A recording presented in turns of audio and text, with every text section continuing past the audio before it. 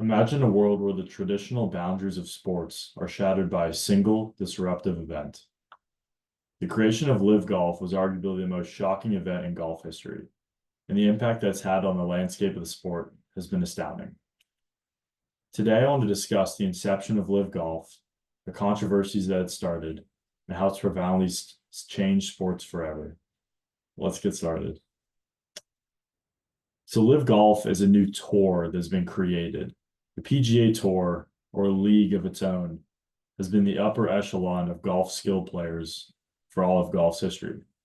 Now, the PGA Tour is where the best players play. Scotty Scheffler, Xander Schauffele, Tiger Woods, Rory McIlroy, historically have played on the PGA Tour. There's been no other league or other tour that has rivaled the PGA Tour. Now, there are other tours, there are other leagues. The Korn Ferry Tour is the second league that tend to produce good players, but nothing has ever competed with the PGA Tour.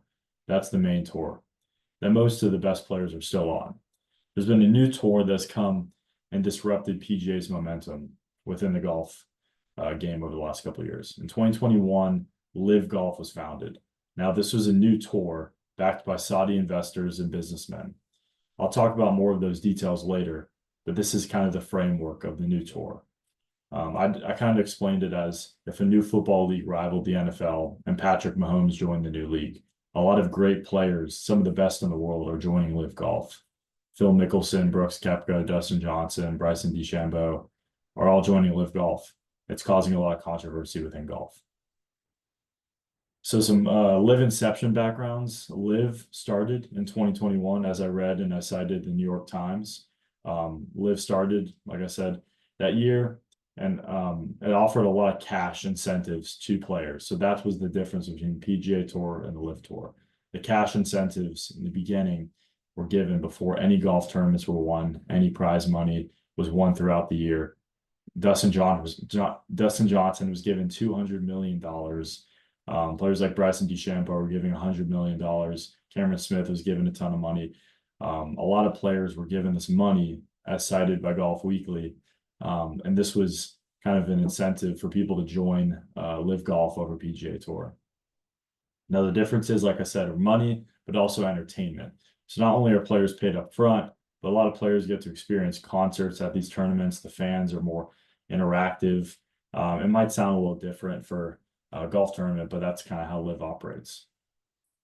But there have been a lot of controversies and criticisms with this as we transition into the negative aspects of Live.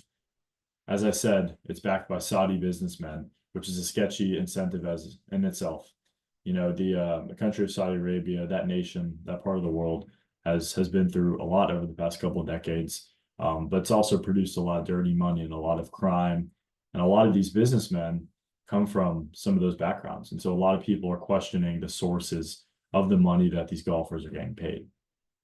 There's also community issues. The PGA Tour, the top league that has historically been golf's thing, and the Live Golf Tour are now separated. Live Golf players can't play in PGA events. They can only play in the big majors. So the biggest tournaments like the Masters, the PGA Championship, the Open Championship, and the US Open, the four majors, players in the Live Golf Tour, they can only play in those tournaments, but the community is so messed up now. There's a lot of drama. And also just legal issues. So where that money's coming from, the future of the game with this money from these Saudi investors, a lot of people are questioning that. Yet the impact is still there. So kind of to conclude this talk, there's competition with PGA and Live, but I see Live competing with PGA in a healthy way. I don't see PGA getting outlasted by Live, but I see their competition being a little healthy. I also see audience influence and business influence within Live Golf. Live Golf has a lot of opportunity to expand, and this is kind of the pros of Live Golf and how it's able to expand over the next couple of years within golf. Like I said, I see the PGA Tour outlasting Live long term. The Live Golf has been a big product of the sport so far over the past couple of years since its inception in 2021. And I don't see it slowing down too much. Yeah, I don't see it surpassing PGA. And so, in conclusion, the Live Inception was arguably the most shocking event in golf history. And the impact that's had on the landscape of the sport has been astounding already. This world where there's been a kind of rift in sports is becoming our reality. This is something that golf fans need to check and always be aware of.